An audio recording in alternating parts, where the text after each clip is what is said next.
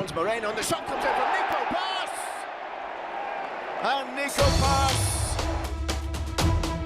বিশ্বকাপ যতই ঘনিয়েছে ততই নিজেকে প্রমাণ করে মিশনে নেমেছেন আর্জেন্টাইন তরুণ তারকা নিকো পাস। নিজের সেরা ফর্মে ফিরেছেন তিনি।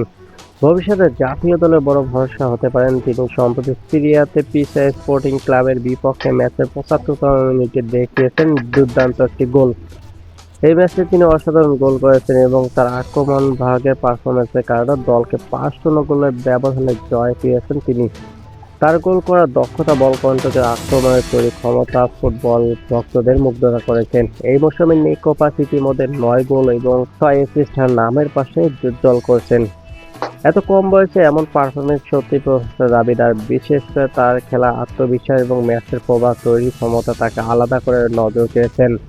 তবে সর্বোচ্চ গোলদাতা স্থানের তালিকায় তিনি এখনো ৬ নম্বরে নেমে এসেছেন। তার স্বদেশী খেলোয়াড় লাউতারো মার্টিনেজ বর্তমানে ১৪ গোল করে তালিকার শীর্ষস্থানে অবস্থান করেন। লাউতারো মার্টিনেজ সর্বাধিক গোল করার কারণে নিকো পাস এখনো তার কঠিন প্রতিযোগিতার মুখোমুখি হতে হচ্ছে।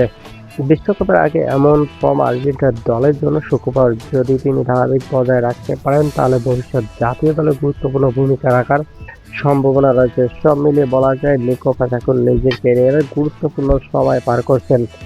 তার বর্তমান পারফরমেন্স যদি একইভাবে চলতে থাকে তাহলে খুব শীঘ্রই তিনি ইউরোপের বড় ক্লাবগুলোর নজরে আসতে পারেন বলে মনে করছেন।